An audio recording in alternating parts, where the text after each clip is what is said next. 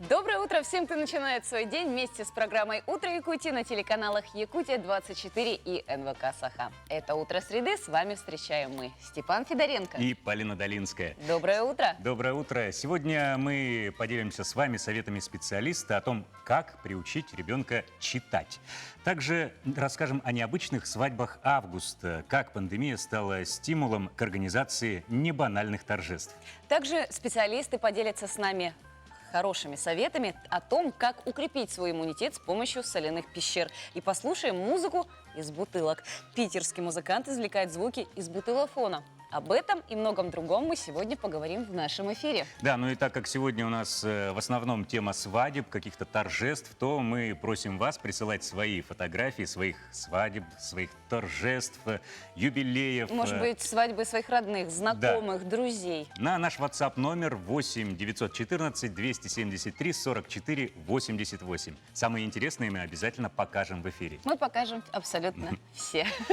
А также подписывайтесь на нашу страничку в Инстаграме «Утро Якутии». Подписывайтесь, ставьте лайки, узнавайте анонсы будущих программ. А если у вас по какой-то причине нет возможности смотреть нас в прямом эфире, вы всегда можете посмотреть повторы на нашем YouTube-канале як24.ру. Ну что ж, а далее информация о погоде. По данным Якутского гидрометеоцентра, в 6 часов утра температура воздуха в центральных районах составила 12-13 градусов. В заречной группе 12-18. В южных сегодня в Нерюнгри градусов 7 со знаком плюс, в Алдане 9 тепла. В Вилюйской группе от 4 до 8, в Нижнеленских от 7 до 13. В западных сегодня прохладно, в Мирном 9 градусов, это утро, в Ленске плюс 11. В Колымо-Индигирской группе улусов 8-14 градусов, в Янских 5-11, на северо-западе от 7 до 11 градусов. В городе Якутске температура воздуха на 6 часов утра составила 12 градусов, выше 0 атмосферное давление 748 миллиметров ртутного столба. Ветер западный дует со скоростью 3 метра в секунду. В течение дня преимущественно без осадков. Ветер северо-западный подует с порывами от 5 до 10 метров в секунду. Температура воздуха днем 18-20 градусов.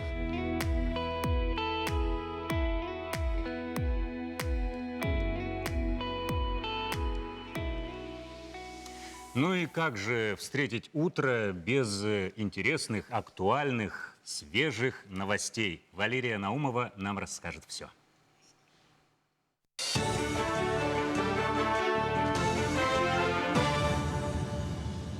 Доброе утро, Якутия!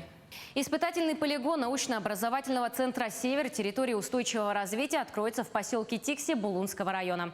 Сегодня было подписано соглашение о сотрудничестве между Булунским районом, Северо-Восточным федеральным университетом и компанией «Генерация». В рамках соглашения будет начата реализация проекта «Энергоэффективное поселение Тикси». Основная задача проекта – создание комфортных условий для работы и проживания населения поселка, снижение коммунальных расходов, снижение объемов и экономия затрат по северному завозу топлива. Президент России Владимир Путин подписал 2 указа о единовременной выплате пенсионерам в размере 10 тысяч рублей. Как сообщает во вторник пресс-служба Кремля, одним указом такая выплата назначается пенсионерам, проходивших военную службу, службу в органах внутренних дел, государственной противопожарной службе, органах по контролю за оборотом наркотических средств и психотропных веществ, учреждениях и органах уголовно-исполнительной системы, войсках Национальной гвардии и органах принудительного исполнения. Второй указ распространяет такую выплату на остальные категории пенсионеров. Согласно документам, единовременная денежная выплата осуществляется в сентябре 2021 года на основании документов, содержащихся в выплатном или пенсионном деле, без подачи гражданами заявления об осуществлении единовременной денежной выплаты. Программа «Земский учитель» по стимулированию трудоустройства педагогов школы малых городов и сел республики поможет найти работу более 50 специалистам до 2023 года. Власти предусмотрели на ближайшие 3 года выделение 53 квот по госпрограмме на 106 миллионов рублей из федерального и республиканского бюджетов. А с 1 сентября начнет работу Центр непрерывного повышения профессионального мастерства педагогов региона. Что касается проекта по привлечению кадров в отдаленные северные районы Якутии, учителей «Учитель Арктики», который реализуется с 2020 года. В этом учебном году адресную помощь получат 70 молодых специалистов. Всего до 2024 года проект позволит трудоустроить 450 школьных учителей. В 3 школах Хангаласского улуса с нового учебного года откроются медицинские классы. Учащиеся 9-10 классов Актемского научно-образовательного центра, Ойской средней школы и школы номер 3 города Покровска смогут углубленно изучать химию, биологию, общаться с преподавателями мединститута Северо-Восточного федерального университета и с практикующими медиками, а также посещать объекты здравоохранения. Выпускников, успешно окончивших данные классы, будут рекомендовать на поступление в медицинские учебные заведения на целевые места. Сегодня было подписано соглашение об открытии и сопровождении медицинских классов между Республиканской больницей номер 1, Национальным центром медицины, Медицинским институтом Северо-Восточного федерального университета, администрацией Хангаласского улуса и районным управлением образования. Здравоохранение в мире сейчас испытывает огромные нагрузки, и в целях улучшения качества подготовки наших сотрудников, специалистов мы решили открыть данные классы. Также в следующем летом мы проведем 10-дневную летнюю школу для наших классов, где будут также мероприятия упакованы насыщенно. Это практические навыки, теоретическая часть, а также, конечно, изучение профильных предметов, по которым они будут поступать. К этому часу это вся информация. Хорошего дня.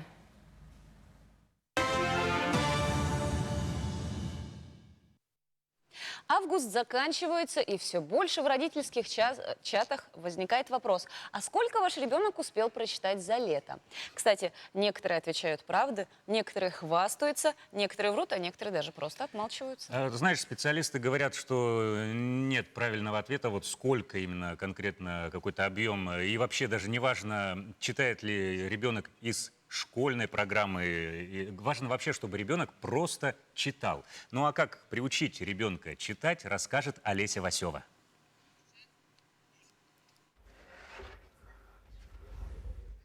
А таких, как Алина Милованова, говорят, книгу из рук не выпускают.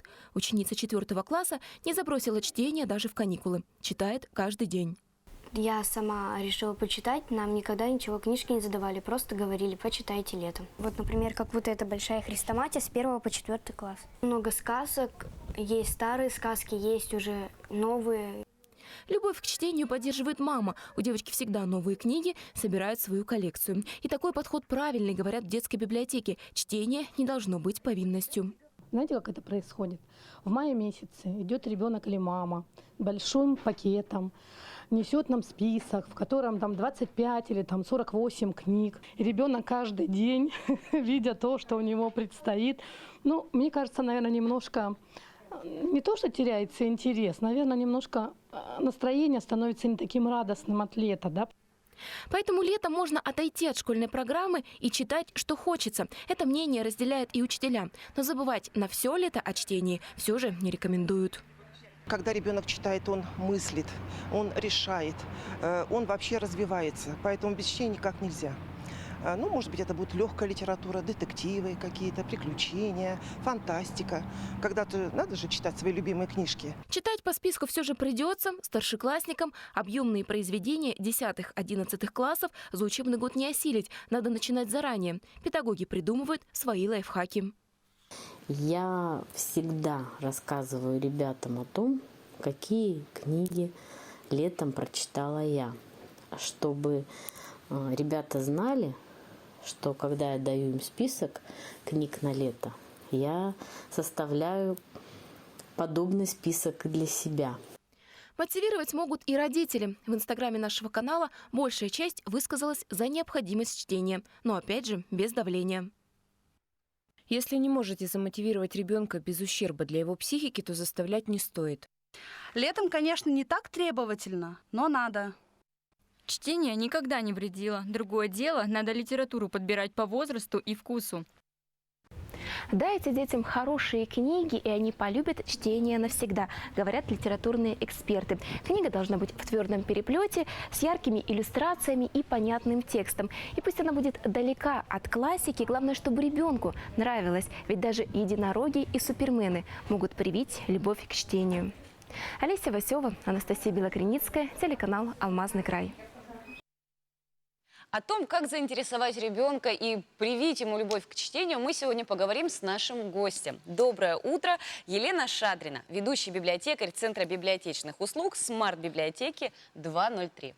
Здравствуйте. Доброе утро. Ну вот даже начало учебного года остается совсем немножко, считанные дни. Ребенок мало читал за лето, а 1 сентября не за горами. Что делать? Ну, действительно, осталось уже очень мало дней, и, конечно, родители сами виноваты. Нужно было начать читать в сентябре. Теперь уже не надо ругать и заставлять ребенка. Ему нужно помочь. В первую очередь родители должны быть ребенку друзьями. Нужно просто вместе почитать, может быть, придумать чтение по ролям, может быть, трудные какие-то моменты, которые, достаточно сложные произведения ведь сейчас задают. И почитать самому, предложить ребенку почитать, допустим, одну страницу, потом продолжить. Много способов существует. Главное, ребенка не надо заставлять. Пусть Ну и у него будет драматизировать, да, интерес. особо тоже не стоит. Пробудите интерес, превратите это в игру, почитайте перед сном, и все получится. А вот как этот интерес побудить в ребенке, если, допустим, родитель работает, и ребенку своему доверяет, который говорит: да, я сегодня прочитал, а сам он, как обычно, в гаджетах, в телефонах, у нас сейчас дети предпочитают картинки, чем книги. Лучше всего своего ребенка знают, конечно же, родители. Где-то нужно проявить родительскую строгость и сказать, что ты пойдешь гулять, когда ты прочитаешь пару страниц.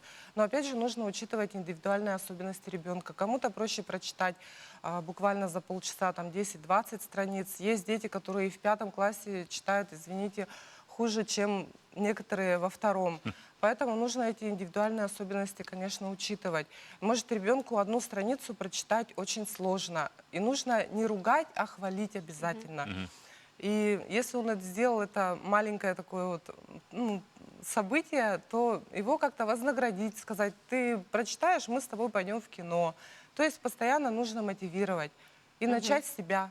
Показать пример, самому читать. Самому читать обязательно, надо, наверное, да. Вот я на своем личном примере могу сказать, когда я своим детям говорю: отложите телефон, они говорят: мама, у тебя у самой телефон в руках целыми днями. А я им объясняю, что я читаю электронные книги. Кстати, вот про электронные. Это книги. альтернатива бумажным или нет? Да, конечно, каждый выбирает то, что ему удобно. Это очень хорошая альтернатива, это удобно в поездке, в пути. Есть произведения достаточно такие увесистые тома, которые неудобно с собой в сумке таскать. Тут ты можешь с любого гаджета, с телефона где-то в самолете, в поезде почитать. И опять же, кому-то удобно на экране, светлый экран, крупный шрифт. Кто-то любит по старинке бумажную книгу держать в руках, вдохнуть этот аромат страниц, бумаги. Поэтому каждый выбирает то, что ему удобно, но электронные книги, они должны быть, они имеют место быть. Это очень удобно, практично. И я еще могу порекомендовать электронные книги, аудиокниги для тех, у кого, например, плохое зрение. Приглашайте своих родителей к нам в библиотеку, пускай они записываются и смогут получить доступ к бесплатному литресу, читать электронные книги, не просто читать, а слушать их. Аудиокниги. То есть, записавшись к вам в библиотеку, можно получить доступ, да, абонемент на Литрес. Да, конечно. И вот пожилым людям это очень удобно. Не надо напрягать глаза, одел наушники, в удобном кресле сидишь, слушаешь. То же самое детям. Вот еще такой вопрос, то есть в начале нашего сюжета мы сказали, что некоторые педагоги говорят, что не обязательно читать именно тот список литературы, который задали на лето. Главное, чтобы ребенок читал. А вот как у ребенка и вот это вот предпочтения книжные выявить? Нужно, во-первых, конечно, отметить то, что ребенок любит. Если он любит играть машинками, увлекается робототехникой, пускай он про роботов читает. Главное начать читать. Ничего страшного не прочитает он про животных. Пускай начнет с машин, потом на животных перейдет. Нужно учитывать интерес ребенка. И самому этот список составить. Для этого существует много интересных сайтов. LiveLib, Лабиринт, например, сайты крупных издательств. Там можно прочитать аннотации, рекомендуемый возраст литературы. И уже этот список индивидуально составить для своего ребенка. Вот, кстати, я хотела отметить еще такой момент. Родители многие пугаются, когда их дети читают комиксы. Они говорят, что там читать, там картинки, вообще нет текста. Там диалоги в основном. Бывает, ребенку очень трудно читать. Пускай он начнет с комиксов, хотя бы. Для начала, начальный да, этап, да? Самое главное, книга, она не должна быть наказанием. И мне очень жалко тех детей, которым родители приходят в библиотеку, берут такую огромную стопку книг, 10 увесистых томов и говорят: ты должен это все прочитать. И ребенок такой со страхом смотрит, думает: боже, что за наказание, эти ужасные книги, чтобы они сгорели. Такого быть не должно. Может быть, родители их к Достоевскому подготавливают? Нет, родители, скорее всего, сами в детстве читали комиксы, веселые картинки. Я помню, я читал. Это что же наши комиксы были? Нужно, чтобы у ребенка книга ассоциировалась с чем-то приятным, с наградой, с хорошим временем-препровождением. Пускай он начнет с чего-то простого, но я уверена, если у него проявится интерес, он перейдет к сложному. Давайте поговорим про вашу библиотеку. Как она сейчас осуществляет свою деятельность, как могут с вами коммуницировать родители, дети, что нового, интересного у вас ждет на предстоящий учебный год? Ну, у нас очень много интересных проектов существует. У нас есть профориентационный проект, который подготавливает школьников и людей, которые еще не определились с профессией, к дальнейшему выбору. Гид по профориентации. Также у нас есть финансовая грамотность, где дети, и в том числе взрослые, могут получить интересную информацию, как научиться экономить в наше современное время, как научиться распоряжаться деньгами, что такое деньги и так далее. И также есть экологический проект, проект литературный по якутской литературе, для тех, кто пишет стихи. Это очень много, можно бесконечно рассказывать. Сейчас мы работаем в ограниченном режиме. У нас работает первый этаж для того, чтобы записать читателя в библиотеку, выдать и сдать книги. И также второй этаж для того, чтобы посетить читальный зал по предварительной записи. Ну, спасибо большое, Елена. Мы всех приглашаем в библиотеку. Да. Ходите, читайте. Тем более бесплатная подписка на Литрес, на электронные Кстати, книги. а ты в школе много книг прочитал? Ну, ты знаешь, я читал без удовольствия, до сих пор читаю без удовольствия, но я сейчас вспомнил, что я за поем прочитал книгу «Нарния», где-то в 3 классе, о том, что нужно найти подходящую книгу. И потом, позже, Робинзона Крузо я просто за поем ее взял и прочитал там за несколько вечеров большую книгу. То есть, нужно найти интерес. А еще это может указывать на то, что у тебя, как у артиста, актера, у тебя хорошая память. Кстати, у тебя сегодня имя твое Степан, у тебя именины. И можно, кстати, сегодня, друзья, узнать, кто же еще именины. Поздравить и узнать, кто же именины на сегодня отмечает и какие даты и события на сегодняшний день.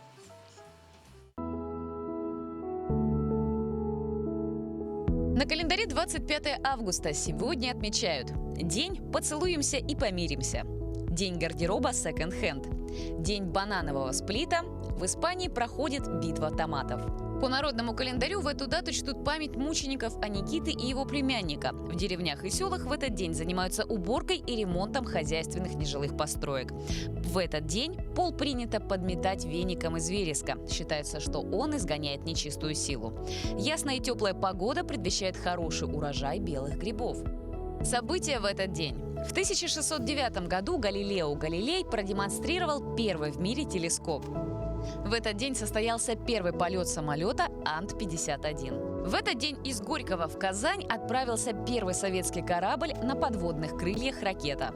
А в 1973 году был сделан первый снимок томографом. Состоялась выставка Александра Попова на Гоголевском бульваре, которая положила начало новому типу уличных выставок-акций, ставших неотъемлемой частью культуры 70-х годов. В 1997 году был основан российский государственный телеканал «Культура». В этот день родились. В 1530 году родился Иван IV Грозный, первый русский царь в период с 1547 по 1584 года. Георгий Данелия, советский российский кинорежиссер, сценарист, актер, народный артист СССР. Шон Коннери, английский и американский актер, продюсер, лауреат премии «Оскар». Маргарита Терехова, российская актриса театра и кино, режиссер, народная артистка, Россия. Сергей Соловьев, советский и российский кинорежиссер, сценарист, продюсер, народный артист России. В этот день родилась Клаудия Шифер, немецкая супермодель и актриса, общественный деятель. Именины сегодня отмечают Ян, Яков, Федор, Теодор, Степан, Симон, Сергей, Сава, Петр, Николай, Михаил, Матвей, Леонид, Илья, Иван, Ефим, Дмитрий, Герман, Вячеслав, Василий, Аркадий, Антон, Алексей, Александр. Ну а на нашем WhatsApp-номере есть поздравления. Дорогого друга, коллегу, однокурсника Степанова Романа Вадимовича поздравляем с юбилеем. Желаем здоровья, финансовой стабильности, семейного благополучия, чистого неба над головой, успехов на любимой работе, счастья и долголетия. С любовью и уважением, друзья, коллеги и однокурсники. Присоединяемся к поздравлениям. Напоминаем наш WhatsApp номер 8 914 273 44 88. А также напоминаем, что тема наших сегодняшних эфиров и интерактивов – это мероприятия, свадьбы, торжества. Отправляйте фотографии мероприятий, которые у вас прошли этим летом или в течение этого года. Ну а мы двигаемся далее. Очень приятно, кстати, с утра получать поздравления. Ну а еще с утра приятно взбодриться. Да, взбодриться и сделать хорошую зарядку. Доброе утро! Сегодня комплекс упражнений на укрепление мышц спины, живота и ног. Приступаем к нашим упражнениям. Переходим с вами в наклон. И медленно поднимаемся наверх. Напоминаю, что каждое упражнение нужно делать по 3 раза. Дальше мы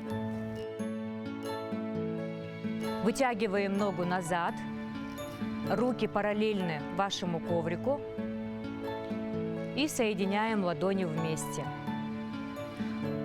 Укрепляем ноги, задняя нога ваша натянута. Возвращаемся в исходное положение и завершаем.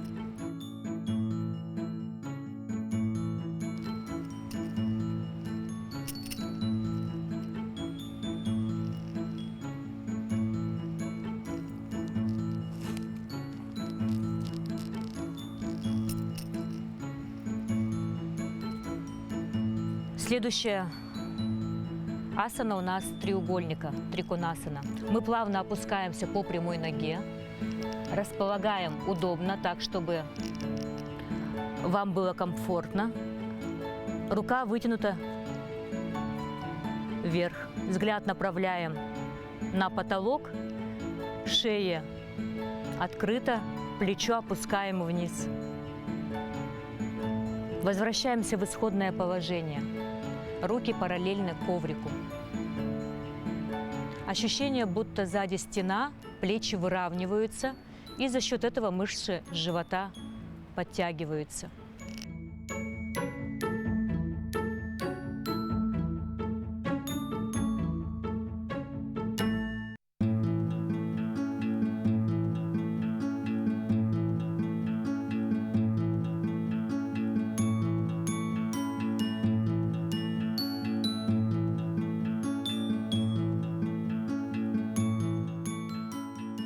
Переходим к следующему.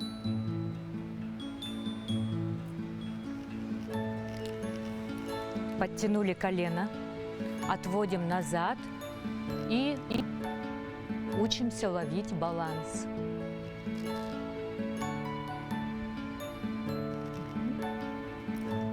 И то же самое с другой стороны.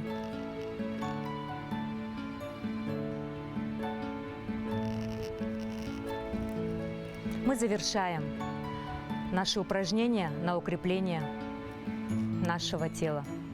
Прекрасного вам дня! Пусть в ваших сердцах светит солнце.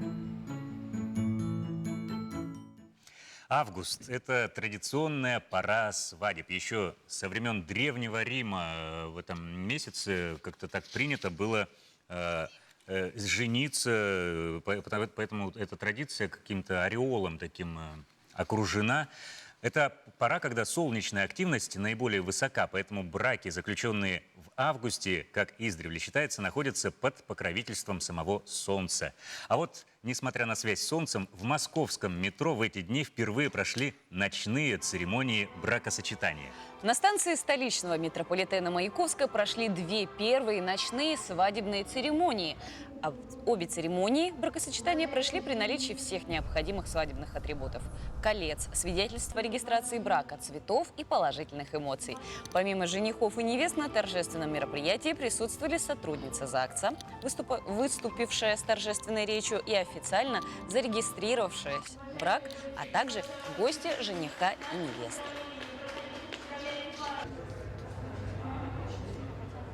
В нашем телеграм-канале мы провели опрос среди подписчиков, среди наших пассажиров в том числе, которые признали станцию Маяковскую самой романтичной станцией по многим параметрам. Самая романтичная для первых свиданий, для поцелуев. В принципе, станция очень красивая, и поэтому, наверное, наши горожане, наши подписчики выбрали именно эту станцию. Глава Дворца бракосочетания добавила, что предложенные женихом и невестой даты для регистрации и заключения брака, а их было всего 3, 22 августа, 12 сентября и 21 ноября, были закрыты за 2 недели. По ее словам, в московском метрополитене официально станут мужем и женой всего лишь 6 пар, по 2 в каждый из возможных дней.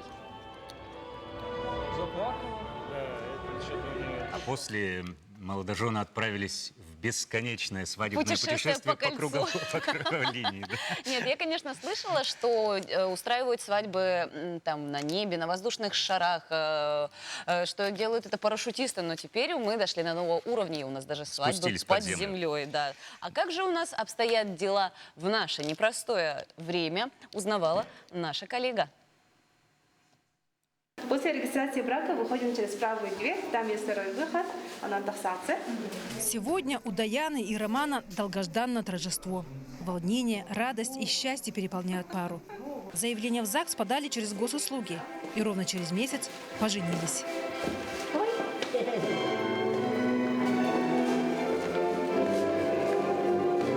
Смокинг, платье, кольца и маски. Это уже привычный набор вещей для новобрачных, отмечают работники ЗАГС. С начала пандемии 2020 года только в Якутске было заключено более 2000 браков. В этом году вальс Мендельсона звучал более 1000 раз. Было время, когда очень сильный был локдаун. Мы пускали жениха-невесту, только в кабинете даже было такое, да. И сейчас мы до 6 человек пускаем. Конечно же, соблюдается масочный режим, но, несмотря на это, все понимают и относятся с пониманием к этим ограничениям. И сами молодожены, они очень деликатно к этому относятся. В ЗАГСе действует масочный режим. В зал регистрации только с родителями. Гости ждут молодоженов строго на улице. Пандемия кардинально повлияла на жизнь людей, на их привычки, на их финансовое положение и даже на то, как люди празднуют свадьбу. Например, для одних праздник, торжество на 30 человек – это уже не свадьба, а для других это опыт, хорошая возможность провести недолгую и короткую церемонию.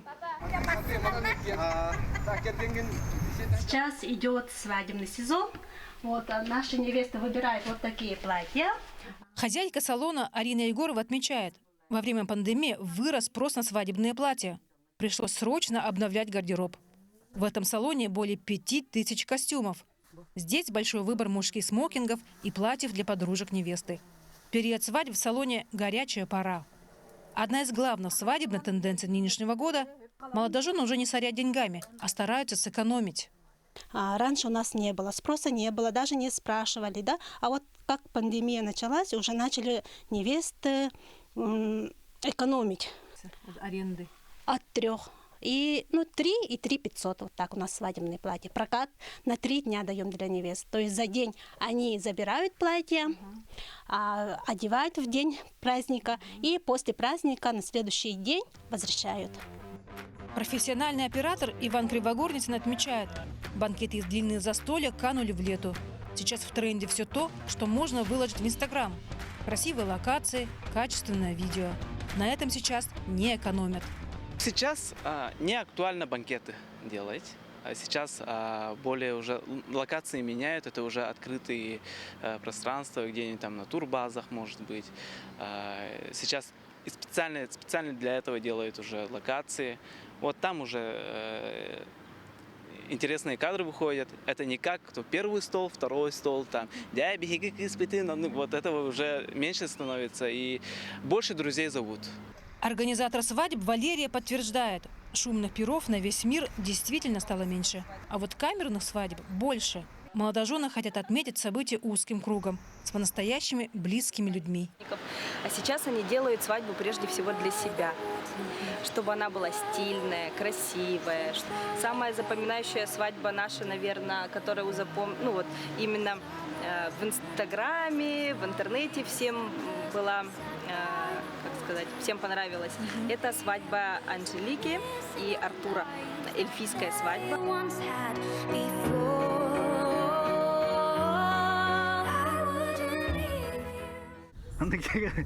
Аина и Петр решили не откладывать свое счастье и поженились во время отпуска. Но свадьбу отложили до следующего года. К регистрации брака молодые подошли творчески и пришли в ЗАГС в национальных костюмах. И там увидели обилие костюмов якутских. И пришла идея в голову. Спонтанно решили, чтобы в якутских одеждах пойдем. Были люди, которые там присутствовали в зале, получается, и они оборачивались, смотрели на нас удивленными глазами, так можно, что ли, Большинство молодоженов уверены, даже в условиях пандемии можно устроить отличный праздник. Ведь за это время люди стали больше ценить жизнь в моменте. И даже при ограничениях ничто не помешает влюбленным выразить свои чувства. Ирина Григорьева, Григорий Хлопков, Павел Пахомов, Якутск. К теме свадеб мы вернемся чуть позже, а сейчас расскажем вам интересные актуальные новости.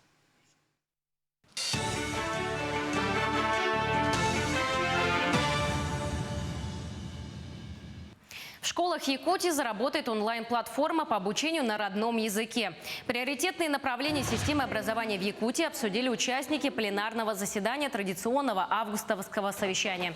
Так, в этом году в рамках нацпроектов и региональных программ создадут точки роста, условия для занятий физкультурой, закупят школьные автобусы, завершат работы по обновлению учебников русского языка и литературы, а также запустят онлайн-платформу обучения на родном языке. Как у тебя получилось? По 5 миллионов рублей выиграли 2 сельские библиотеки Якутии в рамках дополнительного конкурса нацпроекта «Культура». До конца 2021 года обе библиотеки будут переоборудованы по модельному стандарту. Дополнительные средства от Министерства культуры России из резервного фонда правительства Российской Федерации получили Телейская модельная библиотека и Нерюктянская сельская библиотека модельная. Каждая библиотека получит по 5 миллионов рублей на переоборудование по модельному стандарту. Таким образом, за 3 года число модельных библиотек в республике достигнет 22. 6 колоколов сегодня осветил роман архиепископ Якутский и Ленский на Преображенском кафедральном соборе в Якутске. Род Кулаковских, внуки и правнуки великого якутского писателя, поэта, основоположника якутской литературы Алексея Елисеевича Кулаковского. Всего 57 человек собрали средства и заказали в подмосковном городе Жуковском 6 колоколов. Сделаны были звонницы индивидуально из чугуна, и дальше их отправят в Татинский район, в Амгинский наслег, откуда родом и сами Кулаковские. 4 сентября, в столетие со дня образования поселка, звонницы будут установлены в колокольне. Прекрасный шаг как для восстановления исторической памяти, как для уважения к своим предкам, но так и как урок и очень правильный пример для молодежи, которой нужно любить свою родину, своих предков, тем более вот таких значительных, которые исключительный след в истории Якутии оказали, как Алексей Кулаковский. В сквере матери села Битюнь Амгинского улуса установили памятную скамейку имени Екатерины Ивановой. Этим летом битюнцы открыли новый красивый сквер матери имени односельчанки, известного лидера женского движения, общественного деятеля Светланы Ефимовны Николаевой. В сквере в честь известных матерей-героинь, многодетных матерей установлены стенды. Также есть именитые памятные скамейки, посвященные женщинам, которыми гордится наследник. В эти дни к памятным скамейкам прибавилась скамейка имени знаменитой женщины Аланхасута Екатерины Егоровны Ивановой, посвященной ее 130-летию. Такой подарок своему родному наследнику преподнесли битюнцы, которые проживают в городе Якутске. Над скамейкой работал наш, тоже он молодой, но кузнец отсюда, родом с Битюня, Юрий Юрьевич Сутаков. И по эскизу, по желанию, по по задумке Тамары Петровны очень красиво сделали. Мы там посвятили этот Аллан 3 мирам нашего цвета. Верхний мир, средний, нижний мир. К этому часу это все новости. Хорошего дня. Доброе утро. Ну и как мы обещали, друзья, мы возвращаемся к очень такой трепетной теме. Это пора свадеб. Август. Ну и прямо сейчас гость нашей студии Наталья Овчарова, организатор мероприятия. Доброе утро. Доброе утро. Доброе утро. Сейчас, кто будет все смотреть, у всех немножечко будет такой, типа, резонанс, потому что я не Наталья, а Наталья. Наталья, да, прошу прощения. это просто все знают, что Овчарова это кредо, потому что я не Овчарова, а Овчарова. И у меня в бренде как бы написано, да, ударение, как бы, ну так, как строчку. Что еще вы нового приносите вот в такое, как бы, банальное торжество, как свадьба, юбилей? Ну, вы знаете, вообще каждое мероприятие – это не банальность. То есть каждый готовится к своему празднику. Ну, он это у них традиция, да? Нет, Но вот у нас получается, что сейчас вот модно стали камерные свадьбы. Камерные свадьбы – это когда ты… Маленькие, да? Да, 9 человек, 3 человека, 5 человек, да. Но почему в Якутске, да, в Якутии и в других регионах делают большие свадьбы? Родственников много? Нет. Получается, когда ты организовываешь свою свадьбу самостоятельно, фотограф стоит столько-то, видеограф стоит столько-то, ведущий стоит столько-то, ну, это большие бюджеты. Все говорят, свадьба не окупилась. А если у тебя будет 9 человек на свадьбе, подрядчики столько же, свадьба 100% не окупится. И с пандемией все началось по-другому. Я как мини-инфлюенсер в нашем городе, я очень активно веду Инстаграм, и когда я впервые сказала, что у меня было мероприятие на 3 человека, что у меня была безалкогольная свадьба, да, или вот сейчас в период пандемии у меня была свадьба на 9 человек, и она у меня была лучше, чем свадьба на 150 человек, все остальные стали задумываться, а как это? Потому что люди к этому не привыкли. А как это в пандемию? У вас не было случайно свадеб онлайн? Ой, ну, у нас, к сожалению, не было онлайн, но в прошлом году я на них отучилась. И когда я говорила своему диджею, как это проходит, он до сих пор не мог понять. Я тоже это как-то не представляю. Да, ну я вот, получается, езжу на True Show Man Battle каждый год. Если еще жених с невестой онлайн, то да, тоже так и есть. То есть в прошлом году, когда я отучилась на онлайн мероприятие, и в Якутии я одна веду, но единственный, кто позвонил, да, он сказал, нам нужен онлайн. Я говорю, вы знаете, что такое онлайн-мероприятие? Потому что, говорю, никто этого не понимает. Как это мы должны быть у экрана? Но я подумала, я знаю, и хорошо. Есть все равно менталитет. Он у нас присутствует, к сожалению. Поэтому, как бы, то, что я получаю знания от других регионов, я не могу где-то проявить. Но в связи с такое, что вот социальные сети сильно развиты, у нас пары тоже начинают развиваться. Они хотят такое же. Я буквально сегодня смотрела фотографию, у меня в iPhone воспоминания. 2018 год, 2017 год. Как сильно поменялся уровень свадеб. У нас замечательные фотографы, видеографы, которые ездят на премии. То есть сейчас вот в нашем населении, когда я привозила позапрошлом году мастер-класс, я не поленилась. За 4 месяца нашла 305 ведущих города. Якутска? Якутска, в одном только Якутске. То есть на каждого 1000 человек у нас по одному ведущему. Но все знают только там 3, 4, 5. Я говорю, это нормально, потому что у каждого маленького кружочка свои интересы. То есть и каждый будет находить. Все как делают? Сарафаном рекомендуют друг друга. Или кто-то увидел. Слава богу, что сейчас все это развивается. Был сюжет, я растеклась в улыбке, когда увидела свою первую организационную свадьбу, когда они меня в этом году поздравляли, и они мне говорят, Наташенька, мы твои первенцы, потому что тогда я только открыла свое свадебное агентство. Я все равно его больше позиционирую на свадьбы. Мне когда говорят, какое вы мероприятие любите? Я говорю, я живу свадьбами. Я могу душу отдать за свадьбу, да. Я люблю дни рождения, потому что день рождения для человека это самый важный праздник. Я не люблю корпоративы, но веду их очень круто, да. А вот, кстати, вот вы еще в самом начале сказали, что сейчас камерные более популярны. Вот вам какие приятнее и труднее, камерные или наоборот нам на 150, на 200 человек? Сложнее? Честно, на 150. Сложнее. Потому что люди разные, да? Нет, нет этого. Когда у вас камерная свадьба, тут находятся те люди, которые вас реально безумно любят. Это ваш тесный, самый-самый близкий круг. Когда у вас находится на 150 человек, там троюродный дядя, которого вы никогда в жизни не видели, то есть мы приглашаем только тех, потому что надо. Ну, так есть, к сожалению. И там нету этой теплоты. Когда мне говорят, что у нас будет свадьба на 80, я говорю, это идеальная свадьба. Вы сделали почет своим коллегам, одноклассникам, но это тоже близкие люди. То есть 8 человек – это самая идеальная свадьба. Но может быть и на 150, и на 200 другая свадьба. У меня 14 августа была якутская свадьба, потому что не каждый берет русскую ведущую. У нас это не принято, потому что я не работаю в 2 стола. Что мы 2 часа сидим, час танцуем, 2 часа сидим. Но пара была у меня очень современная. Мы с ними снимали ТикТок там и так далее. Когда я узнала, что оформление, все, которое было сделано, сейчас на новом тренде, я знаю, что это стоит очень дорого. Она говорит, это сделали мои родственницы. То есть к свадьбе они сами готовились, а оказалось, что это у них 2-я свадьба. Первую они сыграли в Алдане. Вот, кстати, расскажите какой-то рецепт универсального торжества. Да. Вот, ну, вы сказали, 80 человек для вас, да? Еще что какие вот... Для меня, мне кажется, нужно любить пару. Главное, любовь. Ну и, наверное, все-таки заказать вот эту услугу. Ну, знаете, я веду праздники, вот как ведущая веду, в следующем году у меня будет 13 лет. Я первый раз провела свою свадьбу, свой день рождения, 26 июля. И я знаю каждую свою пару. Я не знаю их фамилии, я знаю имена, кто у них был фотограф, видеограф.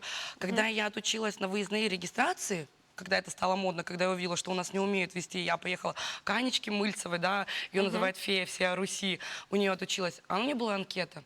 Ты заполняешь эту анкету, и когда ты читаешь анкету, ты пару узнаешь изнутри. И когда я веду мероприятие, когда они друг друга за ручку возьмут, где-то поддержат, когда вот с ними... Локоны поправит жених, это да, так мило. ты видишь, когда вот, ну вот, например, вот я вижу тебя, да, я же не знаю, какой ты в жизни. А в течение года, когда мы готовимся к празднику, почему я всегда говорю, надо готовиться за год. Заранее. Заранее. Не от этого. Нам просто легче бюджет подобрать. Свадьбу можно организовать и за день. Ну, то есть у меня Главное, такое было. чтобы за этот год... Да, ничего не произошло. Свадеб стало намного больше. Обстоятельства. Свадеб стало намного больше. Они стали намного лучше. Они стали намного ярче, потому что людям не хватает праздника. Нас закрывают, нас душат вот этим всем, а люди хотят улыбаться, они хотят жить, они хотят сделать свой важный день, потому что это именно число их знакомства, первый поцелуй, там, так далее. Для них это важно. Большое вам спасибо. Как раз сейчас начинается самая осенняя пора, когда у вас свадеб будет достаточное количество, несмотря на то, что мы надеемся, что скоро мы с вами снова встретимся. Ой, желаем спасибо. вам хорошей работы и, опять же, тех молодоженов, которых вы благословляете, чтобы они вместе шли за руку. Ну а мы через несколько минут вернемся после...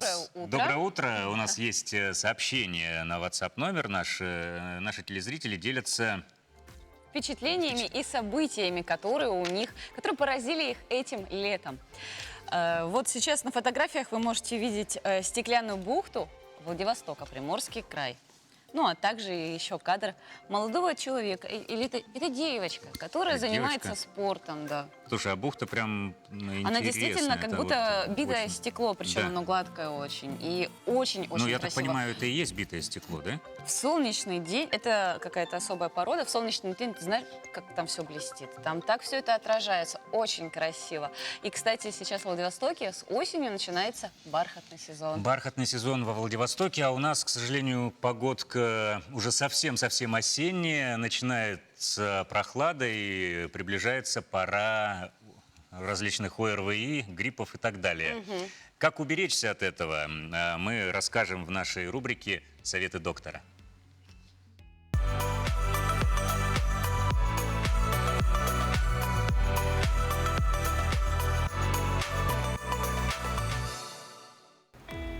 Доброе утро! Лечение природными факторами всегда пользовалось популярностью. Соляная комната, она же колокамера или сплеокамера, это помещение, полностью от пола до потолка, покрытое соляными блоками.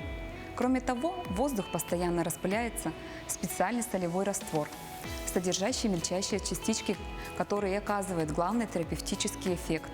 Нахождение в соляной пещере – крайне благотворно влияет на иммунитет и помогает противостоять респираторным заболеваниям.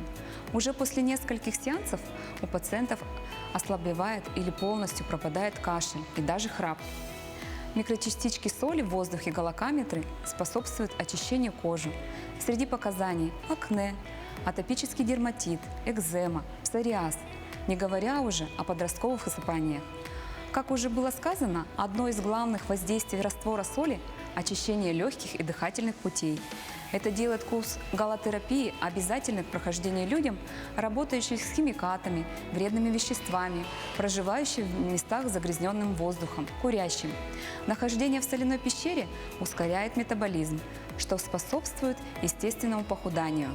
Гипертоникам также показана эта процедура с целью улучшения кровообращения. Замечательный терапевтический эффект дает галокамера в борьбе с затяжными депрессиями, подавленным состоянием, нервной возбудимостью. Соляной раствор способствует ускорению реабилитации после перенесенной коронавирусной инфекции, болезней и травм. Польза от галотерапии для детей даже превосходит пользу для взрослых. Во-первых, это укрепление иммунитета, и у малышей с детских лет повышается стойкость к вирусам и инфекциям. Кроме того, курс устраняет излишнюю возбудимость и решает проблемы со сном.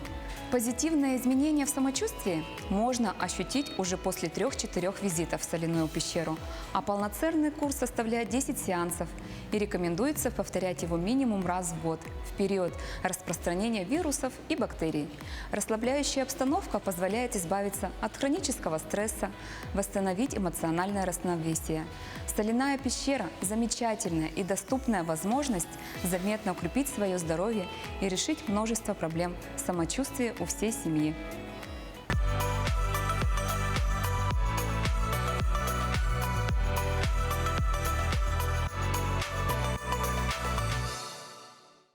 Полин, расскажи, а ты как вот борешься со стрессами, с гриппом, с ОРВИ? Есть какие-то такие способы секретные? Ну, чтобы избежать стресса, я, во-первых, придерживаюсь правила не нервничать, не воспринимать все близко к сердцу. Ну и, опять же, какие-то профилактические меры, например, как всем известна ромашка. Чай с ромашкой, он и иммунную систему, и нервную систему расслабляет, и для девушек, да и для парней тоже помогает еще хорошо выглядеть при этом. Так что вот прям ромашка – это тот самый чудодейственный цветок, который подойдет абсолютно всем. Ну что ж, если у вас в городе нет соляной пещеры, следующие наши советы помогут вам привести нервы в порядок. Раздражители. И на работе, и в быту нас преследуют мелкие раздражители. Однако с ним можно справиться всего за несколько минут. Отрегулируйте высоту стула, вызовите программиста, чтобы он настроил нужную программу. Избавьтесь от раздражителей. Утомляемость. Побороть офисную утомляемость можно с помощью чистой воды, свежего воздуха и движений. Пусть на вашем столе стоит стакан или даже графин с водой. Не тратьте свое время обеда, не сидите в социальных сетях, пообедайте и отправляйтесь на прогулку, хотя бы на 10 минут, в мороз и в жару. Не забывайте также проветривать помещение. Канцелярия. Проверьте, есть ли у вас под рукой все необходимые канцелярские принадлежности. Избавьтесь от ненужных и сложите все необходимое в ящик или в специальный стакан для ручек и карандашей. Рабочий стол. Сделайте уборку на рабочем столе, оставьте все необходимое. Протрите стол и монитор. Проводите такую уборку минимум раз в неделю. Вас не будут раздражать и отвлекать беспорядок. Планирование. Для планирования дел на день можно завести рабочий блокнот и записывать задания и объединяя их в группу. Так ваши дела будут всегда перед глазами. Если удобно, используйте стикеры. Шумные коллеги. Коллеги решили обсудить итог футбольного матча или отпраздновать 23 февраля. Как раз тогда, когда вы пишете отчет. Будьте дружелюбны, попросите говорить тише. Чаще всего это работает. Или используйте наушники с шумоподавлением. Либо храните в ящике стола берушей. Звонки с чужих телефонов. Если вас отвлекают звонки коллег, попросите офис-менеджера расклеить табличку «Режим без звука». Многие коллеги будут только рады. Хорошего настроения и отличного дня! Как ты думаешь, такие советы могут помочь? Ну, я думаю, могут, потому что главное найти взаимопонимание с коллегами, с партнерами. Если взаимопонимание найдено, то нервы как-то сами по себе успокаиваются. Да, еще когда коллеги уважают друг друга, во-первых, они уважают свое эмоциональное состояние эмоциональное своих коллег, то тогда вот и есть настоящие, как бы, хорошие в коллективе взаимоотношения. А еще, кстати, многие ученые, это уже давным-давно доказано, что слушать приятную музыку тоже очень полезно для нервной и иммунной системы. Музыка из бутылки. Что это такое? Это вот уличный музыкант из Петербурга Федор Григорьев создал необычный музыкальный инструмент из стеклянных бутылок и бамбуковых трубок. На так называемом бутылофоне мужчина исполняет известные музыкальные произведения и привлекает своим творчеством аудиторию во многих городах мира. Федор Григорьев имеет классическое музыкальное образование. Он окончил музыкальное училище имени Римского-Корсакова. Мужчина отметил, что идея создания оригинальный музыкальный инструмент пришла ему еще после занятий на ударных. Мужчина сам рассказал, что посещал как-то фестивали в Арабских Эмиратах и Саудовской Аравии, а также ездил играть в Финляндию, Францию и Норвегию. В планах у изобретательного музыканта создать ансамбль людей, играющих на необычных инструментах. Вот еще добавить, например, пилу, может быть, бокалы стеклянные. Ну, то есть, чем больше состав, тем интереснее будет, поделился Федор Григорьев. Музыкант играет на своем необычном инструменте уже 9 лет и не планирует останавливаться.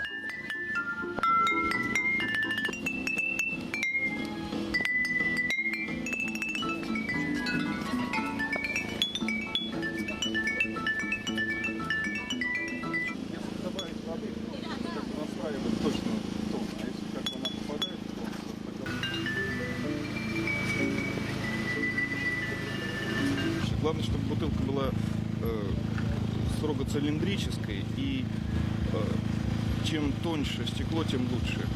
Звук громче, чем тоньше стекло.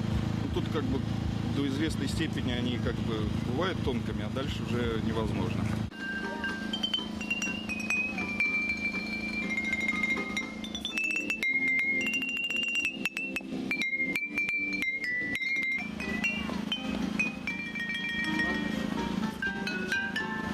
У меня в планах создать ансамбль людей, играющих на необычных музыкальных инструментах. Вот еще добавить, например, пилу, может быть, бокалы стеклянные. Ну, то есть, чем больше такой, больше состав, тем интереснее будет.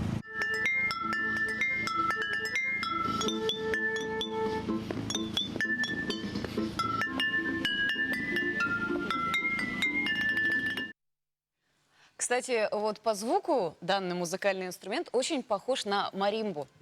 Ну, знаешь, наверное, да, что-то вроде ксилофона. Вот у детей в детском садике есть такие с палочками. Очень, кстати, красивый, звук такой приятный и из доступных материалов. Да, вот Сергей Шнуров сказал в Питере пить, а как оказывается, не только пить, но и играть на освободившихся музыкальных инструментах можно. Да, действительно. И самое главное, интересное, что человек просто не за какие-то большие деньги, а для души и для всех в центре города устраивает свои концерты, радует и уши, и глаз, и слух, и успокаивает ту же самую нервную систему, что так необходимо сейчас жителям больших городов.